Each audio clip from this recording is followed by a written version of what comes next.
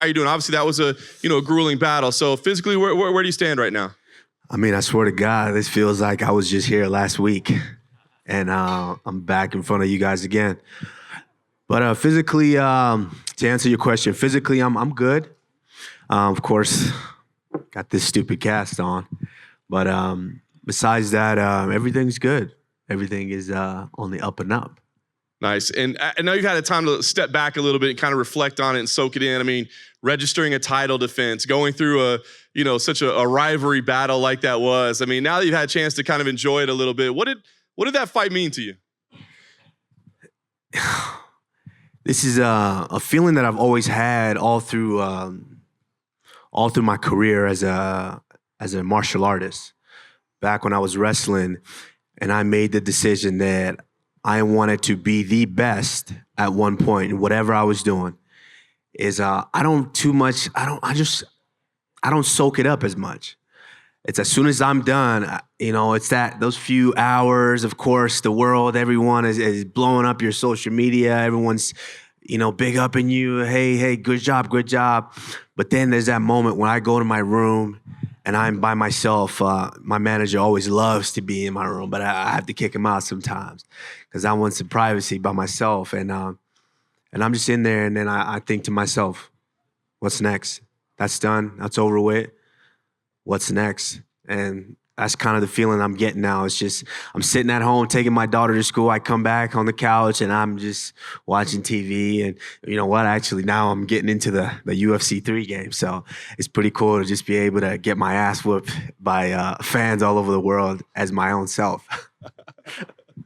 You mentioned it. What's next? I mean, so that's what people are starting to talk about. Your name has been coming up this week, especially with Conor McGregor. He's saying, listen, this is a welterweight bout, maybe lightweight, but I think I could challenge for 170 gold as well. So what do you think about the idea of Conor McGregor, if he wins on Saturday night, potentially challenging you and facing off for your welterweight belt? I'm the champion. That's it. Plain and simple. I am the champion. They have to come to me. There's a reason now they talk about me, and that's because I have the gold. So anybody can get it. I have never said no.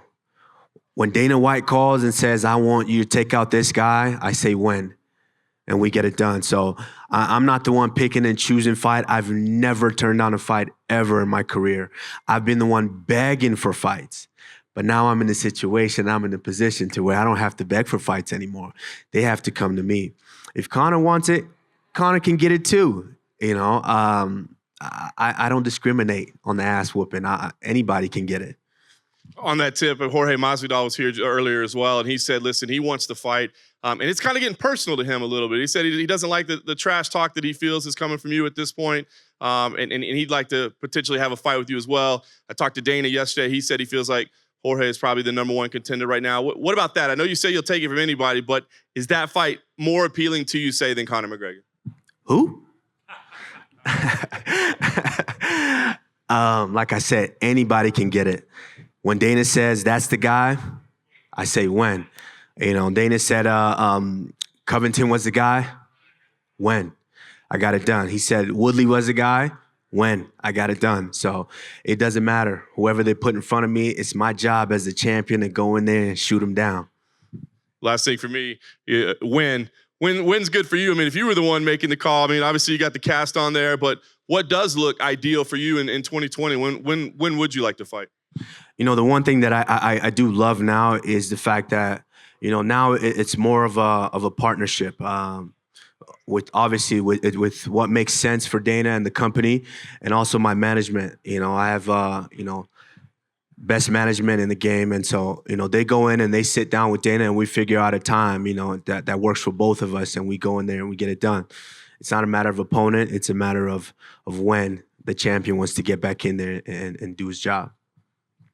Kamaru, just over here, Jorge was out here just a few seconds ago, and he was mentioning you guys have some of the same trainers that are working with you now. He mentioned that the trainers are telling you to avoid him, that he's a tough matchup. I just want to clarify it and give you a chance to sort of clear this up. What are they saying to you? What is it like working with his ex-coaches? Is there one person in here who believes somebody of the way that I fight they would tell me to avoid anybody. No, not possible. Actually, it's funny. There's a trainer that used to be at ATT that now works with us. And what these guys don't understand is that's what I say. I'm not here by accident. This is definitely written. That trainer happens to be my first ever wrestling coach when I was a kid. Guy came over from, overseas and was my first wrestling coach in high school at 13 years old. And then I go off to college. I don't see this guy for years and years. And then he somehow ends up in mixed martial arts.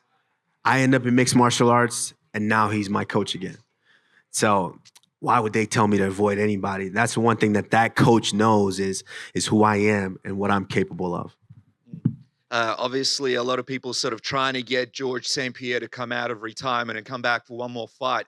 You're building yourself, a really impressive legacy. Do you think you could be the guy that gets George to come out for one more fight and possibly fight you for his possibly last fight ever in the UFC? Actually, yeah, that's a fight that, to be honest, that really gets me up, that gets me motivated, that intrigues me. Of course, I do my job. When I sign down a dotted line to fight anybody, I'm gonna go in there and do my job. But a fight with someone like George is a fight that makes me think, that wakes me up, because George is someone that's special to the mixed martial arts world. A guy that actually has the record right now, currently, that I'm chasing, and what better way to cement my legacy by actually going out there and breaking that record against that man, because he hasn't really lost. He walked away and he's still in tip-top shape. He can come back, as he showed, a couple years ago with Bisping. He can come back and still get it done. So that is a fight that intrigues me a lot, and that is something that I'm looking forward to. Just last one from me. I'm guessing you'll be cage side for the big fight this weekend. Potentially. After the fight, if McGregor does start calling you out, saying things to you about the title, are you anticipating maybe some kind of beginning of almost a promo, just like Masvidal did with Nate, where the back and forth begins? Is that sort of what you're waiting for to really sort of say, all right, I'm happy to fight you now? Well, no, because this would be former champion in a different weight class versus actual champion. So it's not that other that you mentioned. It's not a comparison to that. Like I said, I don't discriminate with the ass whooping. If Conor wants it, Conor can get it too. I'm the champion. My job is to go in there and make it happen. If Dana decides that, hey, he wants to throw this guy in the mix, then I'm gonna do my job. Conor has he's been also, he's special to the world of mixed martial arts. And that's the thing with me is I'm no hater. I give credit where credit is due. That young man is definitely, he's done a lot for the sport. So if he feels that he wants to, step in and challenge, he's trying to make history to actually fight for a third title. I would be stupid to stand in the way of history and give him that opportunity. So, Conor can get it too if he wants it. Champ over here to your right. You have a great image, and you're a really good role model. How important is it to you to be that? When I was growing up, I had a lot of different people just touch my life in different ways, and it could be just somebody or the UFC staff, the security back there. At some point, whether they realize it or not, indirectly, they've touched my life. Being able to walk by and see the smile on their face or seeing how they do their job, things like that. And I've been blessed to be touched by people like that all through my life, whether it's my coaches, whether it's my parents. And so they've set an example for me. And that's the example as a parent now that I have to set for my daughter. This is not fake. This is who I really am. A lot of guys like to put on an act that they're fake tough guys, that they're gangsters or this and that. I'm not a gangster. I never sold any drugs or anything like that. Yes, I had a rough childhood coming from, borderline poverty from where I grew up. But at the end of the day, I still got here. And I still have those key and core values. So I don't have to formulate anything. This is not me trying to do anything. This is just me being how I was raised. Absolutely. Was there ever any time coming up that people were putting a bug in your ear to do something different, to start being crazy Kamaru Usman and say things? How close were you to maybe doing something like that at all? No, absolutely. They do that now. Because let's be honest. me being real and being the way that I am, it's never going to be, especially in this day and age, I'm never going to get the credit that someone who's outlandish or the attention or someone who's that extremely outlandish, like some of these other guys are going to get. But that's fine with me, because at the end of the day, when I go home or when this is all said and done, I'm still the same person. You know, these guys have to somehow turn it off. Or these guys can put on an act and be as outlandish as possible, and they can get a lot of attention, get a lot of recognition. But what happens when you're not that guy anymore, when all that attention is gone? How are you going to handle it? And so, there's a lot of pressure because some guys, people talk, a lot of the media talk, and some of the medias, they don't give me the credit. You know, he's just, a champion. He's just going to come out and give us the same thing. And he's going to be respectful or be this. And, they want headlines. They want stuff to talk about. Whether it's good, bad, or ugly, they don't care. But at the end of the day, I care. So I have to be myself. Last question for me. Back when you won the Ultimate Fighter, Black Zillions versus American Top Team, I remember everyone was talking about Hader Hassan. And then when all said and done, the winner is Kamaru Usman. And people are like, wait a second, what happened? And you really made an impression there. How important was that win? And are there still some feelings of animosity between the remaining people of the Black Zillions and American Top Team? No, I mean, that was tough. That fight was extremely tough because I had just come off of I had microfracture surgery in my knee, and that was supposed to be an 8-month, 9-month recovery before I started doing stuff again. And I fought 3 months after that. And so that was very tough, and especially you were fighting for a team, and there was $300,000 on the line, so couldn't fuck that one up. So there was a lot riding on that, but. When I got into the sport, I knew that I wanted to be a champion, and I knew that I was going to do everything possible to become a champion. And so, once we got over that, it was what's next. We got over the next hump, is what's next. And ultimately, now I'm here at this point. And so, what was the second part of your question? The Black Zillions. I've pretty much ran through the whole gym. I pretty much, so... the welterweights that they all have over there, I've pretty much beat them all. So for me, there was never really any animosity. It was just, when you have two powerhouse gyms in close proximity like that, there's going to be some form of tension. But for me, no, if I see those guys, like, I have guys that I love over there, Amanda Nunes, Dustin Poirier, no animosity toward those guys. Last quick one. If you fought Masvidal and he comes with a flying knee like Ben Askren, you have anything in store for him? Well, first of all, I'm not Ben Askren. And so, I just take the fight how they come. If that fight does happen, then, I'll go in there and do my job, which is dominate an opponent from start to finish, maybe get another broken jaw. Who knows? Thank you, champ. Thank you. Hey, Kamaru, just over here on your other side, just over here. Just wondering, like, you sort of not acknowledging Masvidal and saying who every time you asked about him, it's kind of taken on a life of its own. Just wondering why that is and why you sort of refuse to acknowledge him. No, I mean, this is a game to kind of where you need to fight the contenders that are there. And if you look right now, what if this just an average guy that's looking into the sport of martial arts, and they're like, oh, the welterweight champion is going to fight somebody. Who is that contender? And they look through the rankings, and they want to know who the next best guy is. And if you look in that top 10, I've beat half of them. I've gone through half of them, in the top half of them. Who in that top 10 has this guy beat? To me, is this being a contender, or is this the hype? There's two different things. Of course, when there's a lot of hype, people want to see the fight. Of course, they make the fight happen. But when it's, a true contender that has been running through the division, beating all the worthy guys to get there, of course, I'll be happy to take on that because I know that's the next toughest, best challenge. That's all that is. Well, what would he have to do to sort of get on your radar and, I guess, prove himself in your mind to be the next worthy contender? Who? Jorge Masvidal. Oh, okay. It doesn't matter. Like I said, I'm the champion. If Dana calls and Dana says that's the fight, well, guess what? That's the fight. I just ask when, and I let my managers go in and have that meeting, and we decide when and where. Just last one from me. I know you're the welterweight champion, so obviously that means a great deal to you. But would it mean to you anything to sort of if you fought Jorge to fight for the BMF title and sort of, add that to your collection? Who and what? I'm not interested in the best mediocre fighter title. I'm not interested in that. That this is gold. Like when I got into sports, I always shot for the best.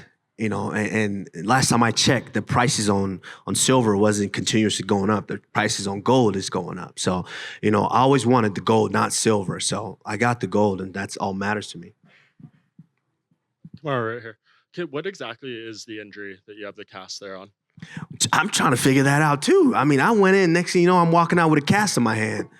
And so, they want to keep me in this thing for about 3 weeks. 3-4 weeks, and then see what the strength is on my thumb. But yeah, I was having some problems with my thumb after that. I think I might have, done something in the fight. I don't know exactly when it happened. I think it might have been the first round in that last fight. But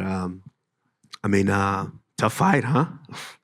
Tough fight. I didn't think it was gonna go like that, but I'm glad it did.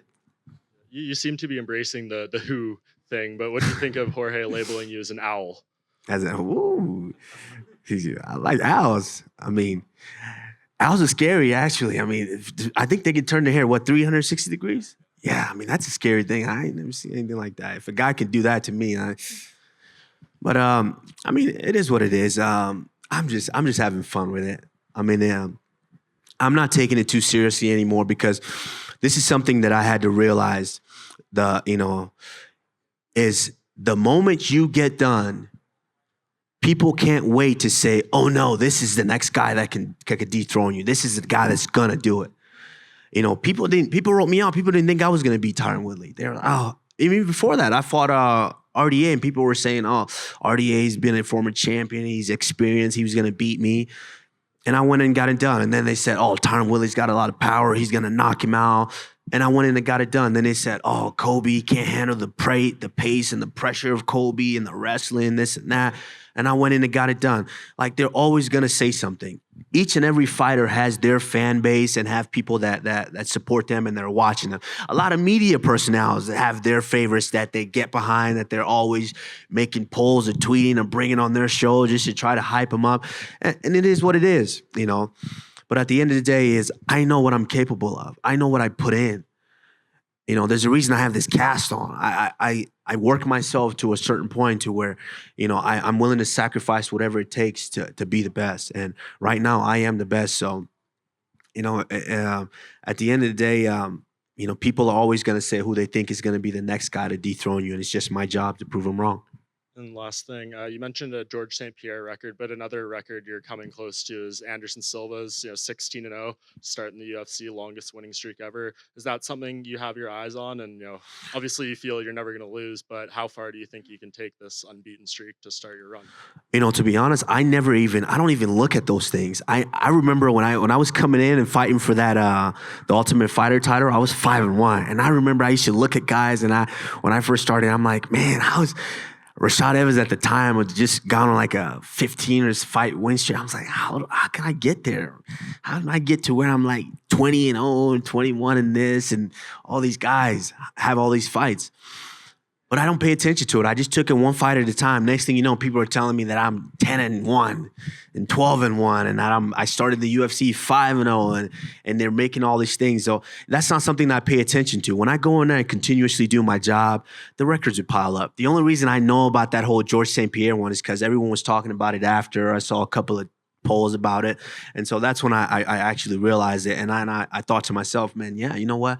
George St-Pierre is a guy that I watched for a long, long time. So, how amazing would that be to break that record against that man that's still doing it at the highest level? So, that's a fight that intrigues me. Truly, it would be the best versus the best. Kamaru, to stay on the GSP topic, I'm right in the front. Okay. You've mentioned that you want to fight GSP. There's also been some talk that Khabib would like to fight GSP. You guys have the same management. So how would that really work internally? Is there a pecking order that you guys have? Would George be the one to decide? How would that work? We'll fight it out and beat the manager up and decide. No, it doesn't matter. I think there's a reason we want to fight George. Because George cemented a legacy. Like he went out there and did his job. He was one of the best, respectable guy. And he wasn't one of these new school guys that was talking and trying to be what they're not. George was a true mixed martial artist. And so he proved that he was the best. And now there's a reason myself and Khabib want to fight George, because we want to prove that we're the best. It's nothing negative. It's not that we're looking for a money fight or this and that. We just want to prove that we're the best. And that's what you do when you see a guy that's the best or was the best. And which is the reason why these guys are calling me out right now. I don't have to call them out. I didn't call out Conor McGregor. He's the one talking about he wants to challenge me because I sit at the throne right now. So, that's the way that we see the GSP. So it's not necessarily anything malicious or us trying to chase a money fight or anything. I don't give a shit about a money fight. The money will come as I continuously do my job. So, we just want to be the best. We just want to prove that we're the best. So, but internally we'll have to fight it out, I guess. And then just really short, in retrospect, what is the single best thing about beating Colby Covington? Nothing malicious at all. I never really, towards the end of that, I know he said a lot. He said a lot of things, but at the end of the day, I wasn't trying to hurt him and to where he couldn't go back to his family and be okay. That's not my intent ever again. I'm a competitor. I just want to beat them competing. And so, at the end of the day, I guess it's just silencing all the doubters, I guess, and just proving to myself that I can go through that chaotic situation and still prevail. So I would say that probably the best thing about it. Thank you, guys. I appreciate all you guys. Thank you.